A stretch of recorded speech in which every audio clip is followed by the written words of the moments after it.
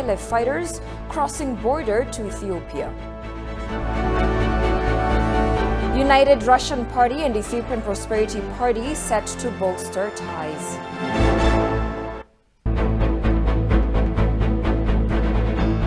Hello, many thanks for joining us. You're watching Addis News Hour with the news. I'm Tabitha John. Do stay with us. A scholar says the issue of an all-inclusive national dialogue has never been new and is in fact a part of the reform process. Talking to ETV English here today, senior researcher of international relations and diplomacy at the Institute of Strategic Studies, Werku Jakob, pointed out that the national dialogue has nothing to do with the war, now on its 13th month. Shifarao Lago presents a story filed by Sintayo Tamrat. The Ethiopian government has recently announced that Ethiopia will ensure inclusivity of all agendas at stake, including controversial constitutional issues to be discussed in a planned national dialogue to put forth a lasting solution to the lack of national consensus. This is an initiative meant to help the country move forward by way of giving broadened political space. The National Inclusive Dialogue is part of government's commitment to sweeping political reform in Ethiopia. I think it was before 1 year the government highlighted the fact that inclusive national dialogue is very important to solve inherent problems of the country. Probably due to certain difficult circumstances, it was not possible to immediately begin. However, it is very important that the government has thought this is very important, and it's is going to embark on a national dialogue with all stakeholders. Reacting on the significance of the inclusive national dialogue, the scholar had this to say.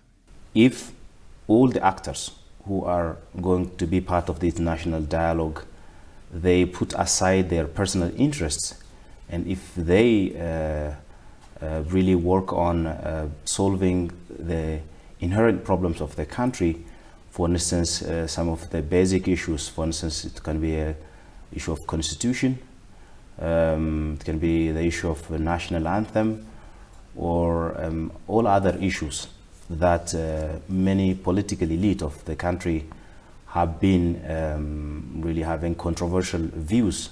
So if they come together and have a constructive dialogue, and then thereby highlight the major issues on the grounds, how they solve, then it could really bear a good fruit for this country. It is to be recalled that Ethiopian Prime Minister Abiy Ahmed promised to launch an all-inclusive national dialogue toward healing and reconciliation. The promise was made during his largely attended swearing-in ceremony in early October. The scholar recommends models applied for national inclusive dialogues by South Africa and Kenya to be followed by Ethiopia. For the past many years, probably since 1990s, there had been national dialogues elsewhere. It can be South Africa, it was in Iraq, it was even in Kenya, Sudan and South Sudan, in Tunisia. So there were successful cases and also not successful cases. For instance, we can take a good lesson from Kenya. Kenya, after the post-election in 2007, post-election, they really did a wonderful job in terms of national dialogue.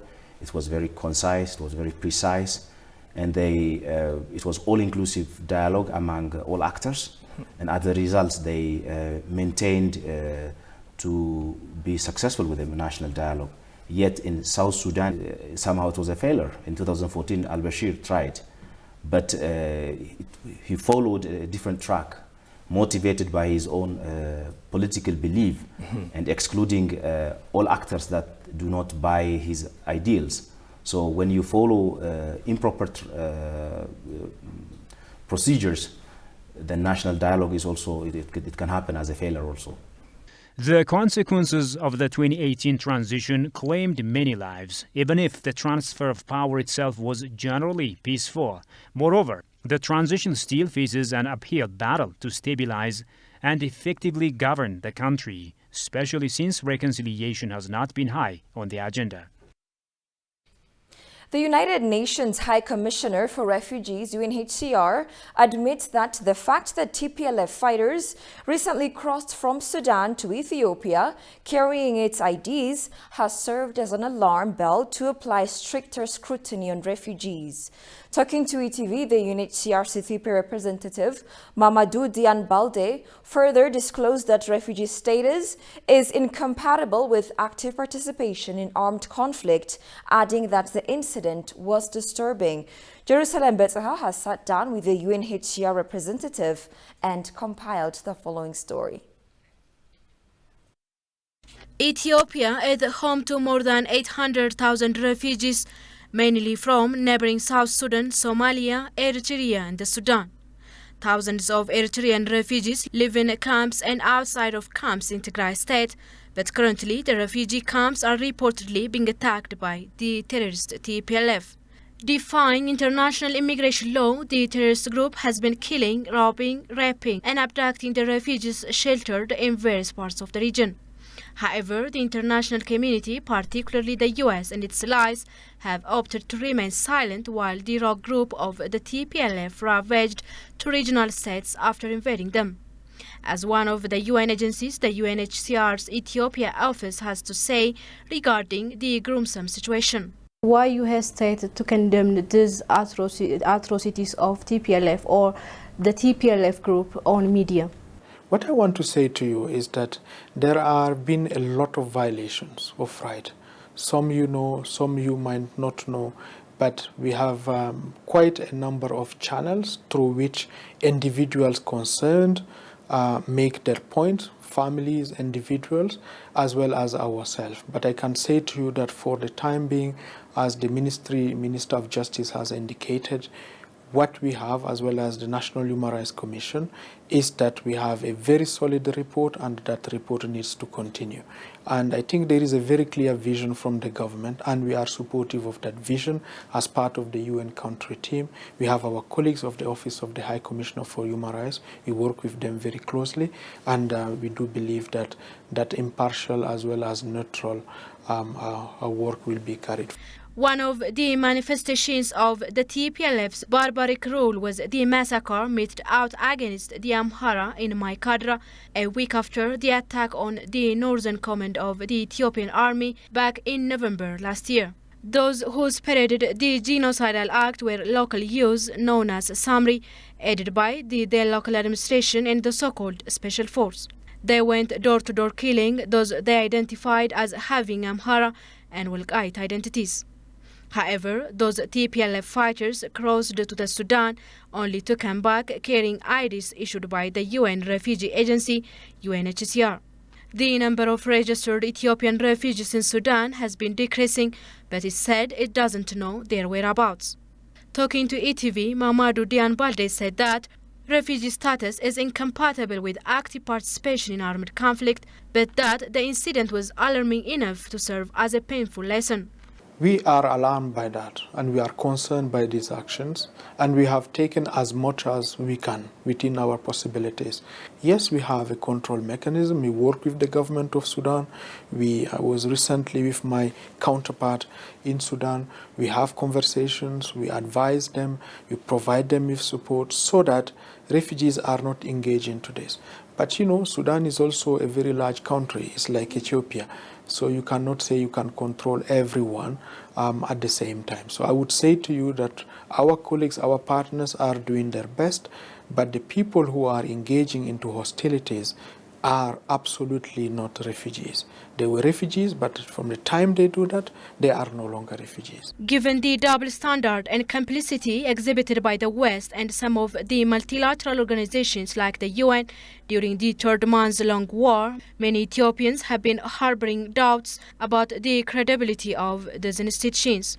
The representative, however, affirmed that UN agencies operate in Ethiopia applying the principle of neutrality, adding that as a founding member of the League of Nations, Ethiopia deserves respect. Now, there are few misunderstandings. One is that is the UN here delivering for the people of Ethiopia? Yes, we are delivering. As we speak, we have over 700 persons who are working here. Is the UN a part of the United Nations? Yes, that's also true. There are other member states in the UN system, as is Ethiopia. So that's something which is really the member state dimensions of the UN that we cannot control. But as UN civil servant, we are here, we have stayed, we have delivered, and this is not the first time we are doing it. We have been doing that for decades. Ethiopia is a founding member of the United Nations.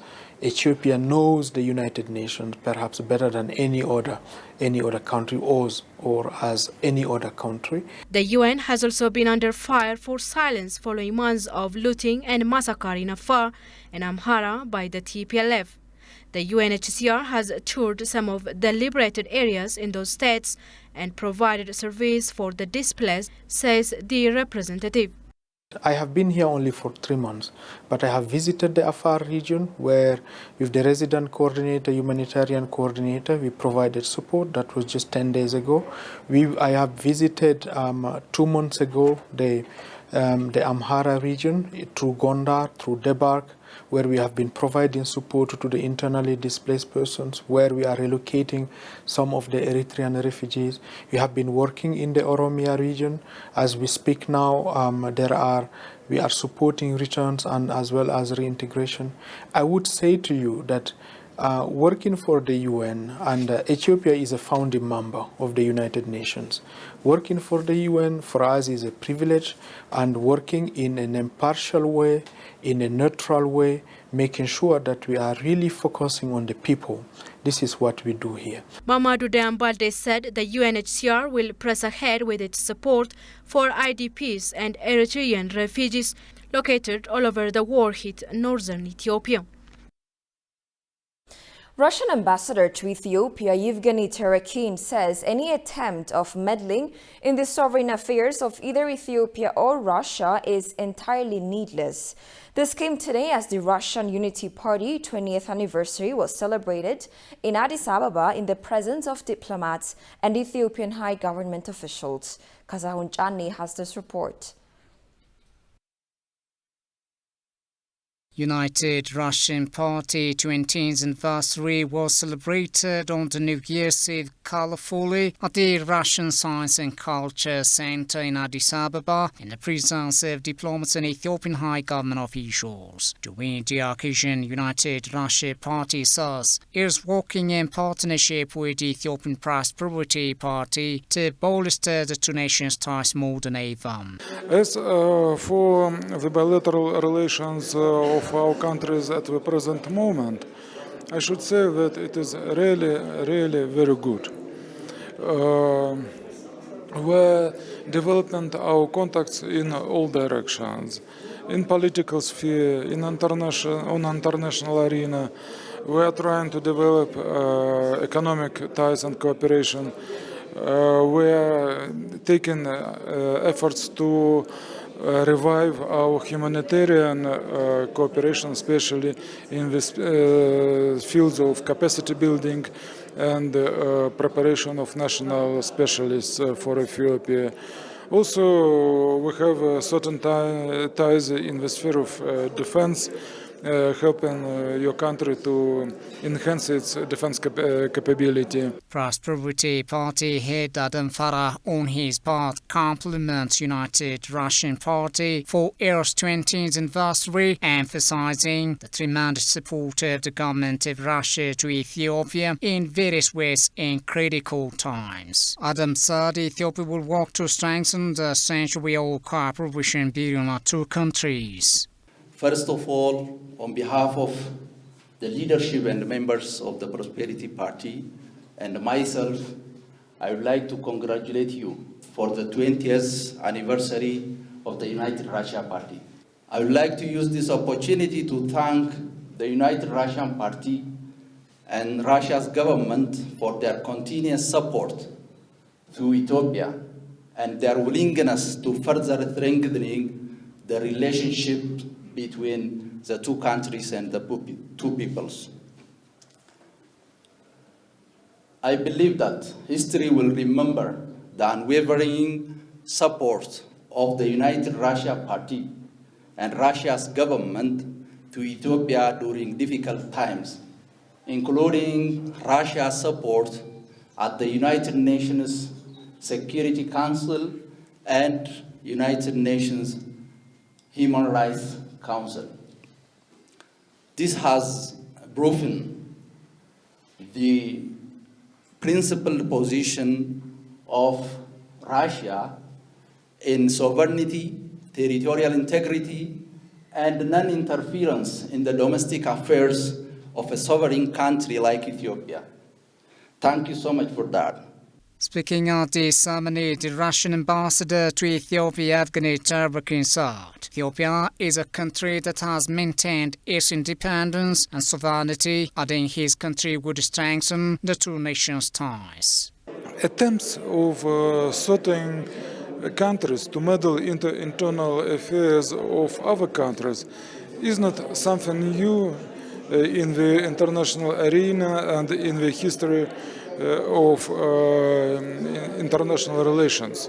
And it is really sorrowful that those countries and forces which are trying to meddle into our country's affairs can't assume fail to assume these history lessons. I am sure that your country will overcome all these present-day problems, and those who are trying to meddle into your internal affairs will be sometime ashamed of what they are trying to do now. Meanwhile, the Democratic Capacity Building Coordinator in the rank of the Minister at the Office of the Prime Minister, Michaela Horisa, underscored that the Ethiopian Prosperity Party is ready to further cement the age-long partnerships of the two nations. There is a very strong relationship between Prosperity Party and United Russia in terms of strategic cooperation in several ways, and they also reaffirmed that this cooperation and strategic relationship between the governments, the parties and the people will continue in the future. It was noted that the collaboration between the governing parties of Ethiopia and Russia will be considerable in strengthening common understanding and trust. Spokesperson of Foreign Affairs Ministry, Dina Mufti, said in a statement today that the diaspora community is invited to the country with three main objectives. The major objectives are to express their solidarity for their country, to undo external pressure, and to help on rehabilitation activities. Johannes Fentaun has attended the weekly briefing. Take a look at what he reported. It's known that Ethiopia has faced various problems at different times. The country, which has overcome all difficulties, continues its normal course of victory today as it did yesterday. Although the current crisis in the northern part of the country has caused great damage in many ways, it has been possible to alleviate the problem with a strong sense of unity and cooperation of the people of Ethiopia. With citizen-centered diplomacy, the highlight here will be the homecoming of the Ethiopian diaspora, together with Ethiopian friends. And the pivotal arrival will be the coming Christmas. Millions are expected to come in. The national committees that have been formed recently has already undertaken all of the activities. So the preparation has been made that they will be welcome and there will be a mammoth event here in the country. In addition to the survival struggle with the National Defense Force and the regional security forces, the unparalleled struggle of Ethiopians and friends of Ethiopia in different parts of the world has yielded unprecedented results.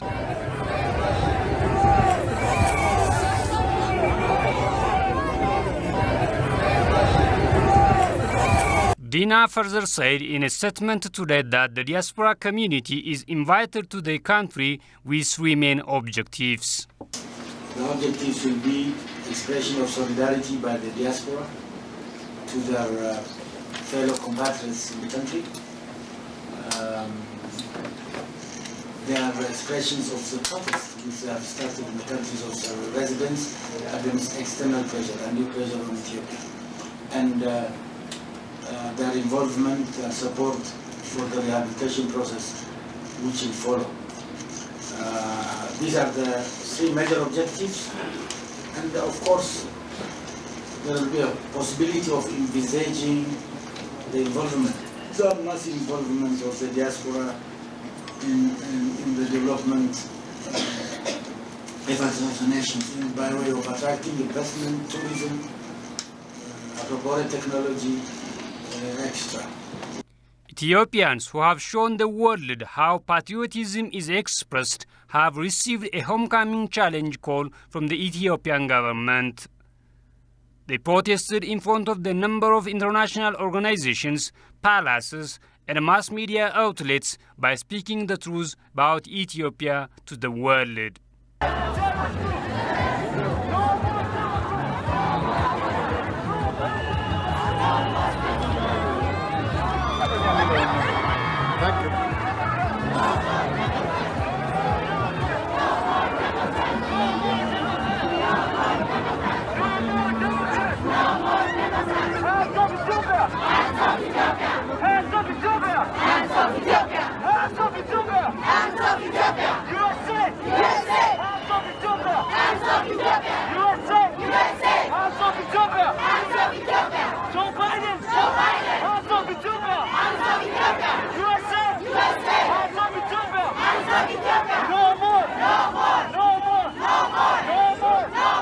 Members of the diaspora community who are doing their part to help their country cope with the many challenges it faces are expected to come to their homeland in the coming Christmas. The spokesperson added that different events in Lalibela, Gondar, and other places are organized for the diaspora. Visitations of areas affected by the war are also planned. The Ministry of Tourism disclosed that the response from the Ethiopian diaspora for the upcoming Great Diaspora Homecoming Challenge has been positive. Talking to EBC's Meet EBC show, State Minister for Tourism Seleshi Girma indicated that the diaspora has so far been unhesitatingly booking flights and making reservations for the grand project, expected to happen beginning this Ethiopian Christmas. Take a listen to the State Minister of Tourism. The diaspora have already started booking their flight. The Ethiopian Airlines is every day filling its seats and adding up of additional aircrafts. And there are also a team of diaspora who are reserving charter flights. So the response from the diaspora is immense, and I'm very much excited in that. Since the challenge has been put out to all Africans and friends of Ethiopia, the diaspora have been trying to convince at least one non-Ethiopian to come along with them, Seleshi said.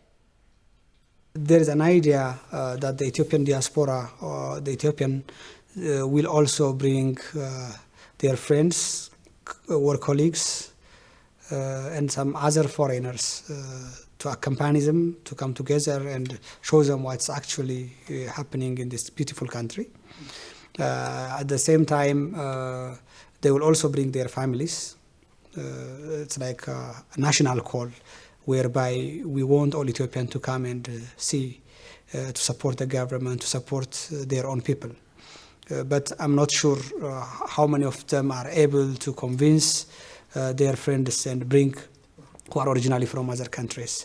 But I'm sure some of them will achieve it.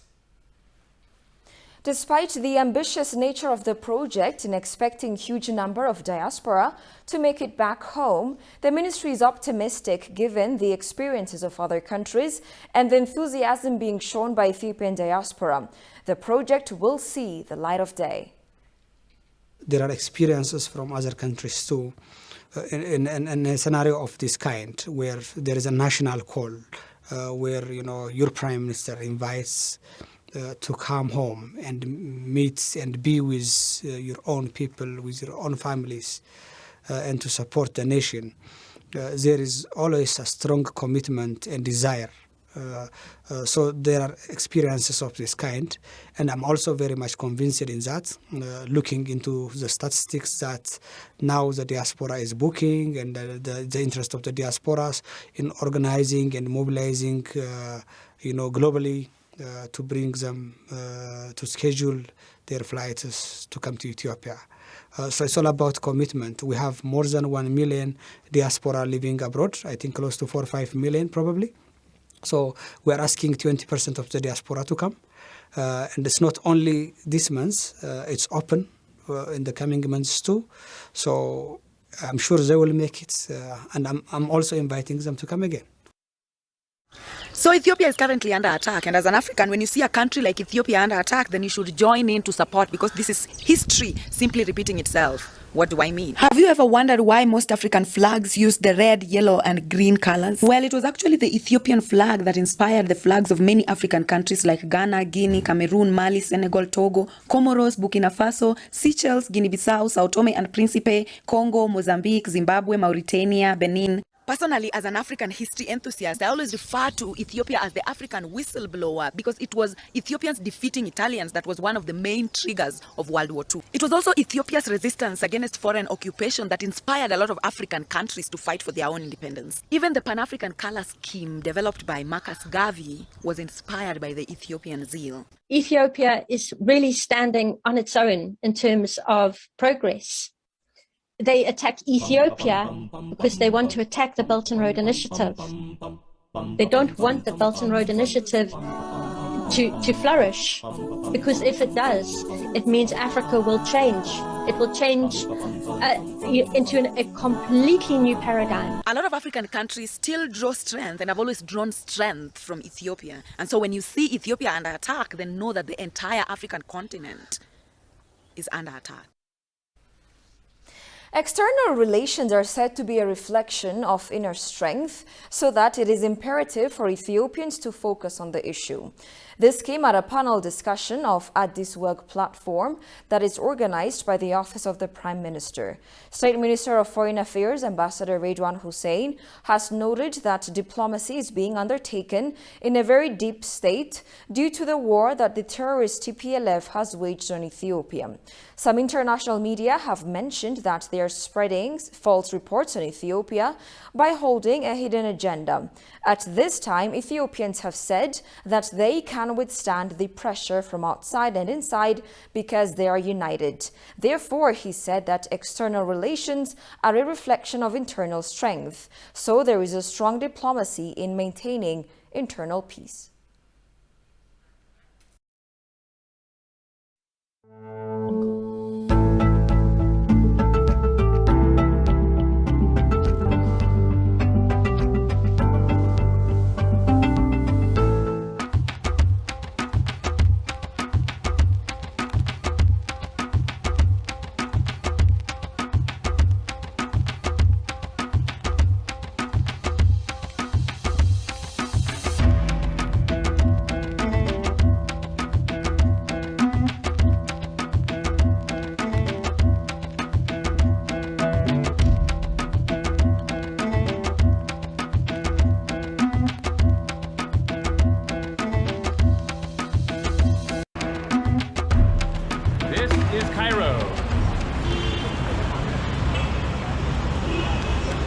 I arrived 3 days ago coming from Erbil, Iraq, and I had booked this hotel here, Grand Royal Hotel, online before coming, and I come walking up the street here.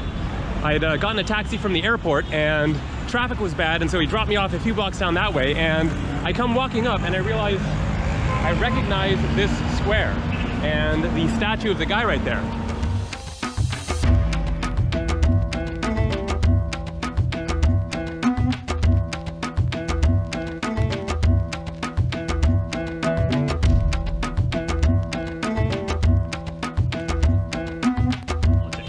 Let's get across the street here. The Nile River is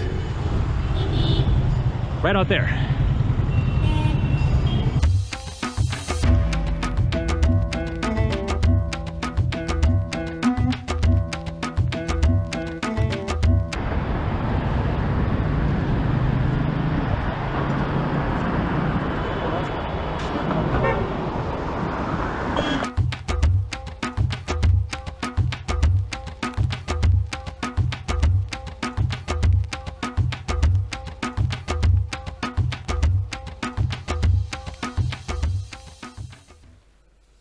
And finally, Libya's parliament said Friday's planned presidential election would not go ahead.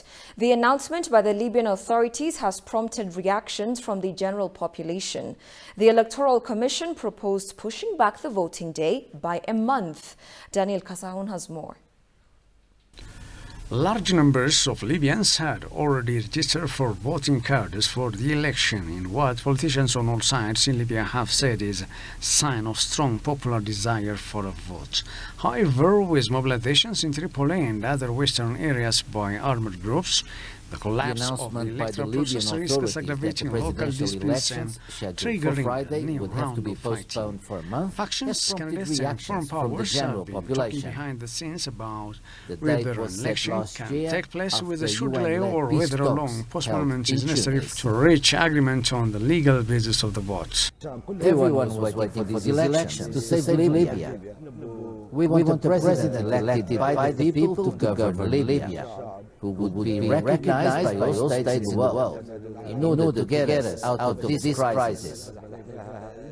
We don't know what's happening now. Until when will the elections be postponed? After December 24, but until when? 1 week, 2 years, nobody knows. On the whole, nothing is clear.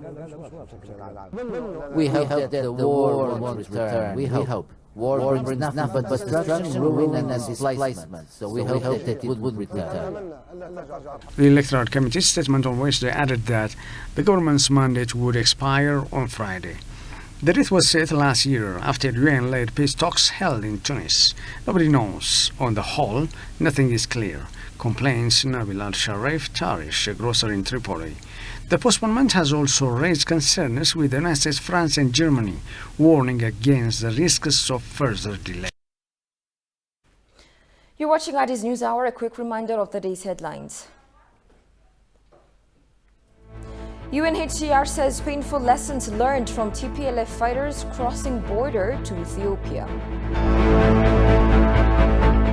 United Russian Party and Ethiopian Prosperity Party set to bolster ties.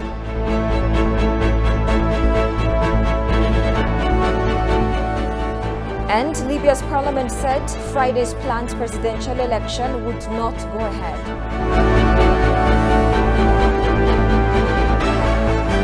And that's all we had for now. I'm Tabitha Domini. Thanks for watching. Have a good night and take care.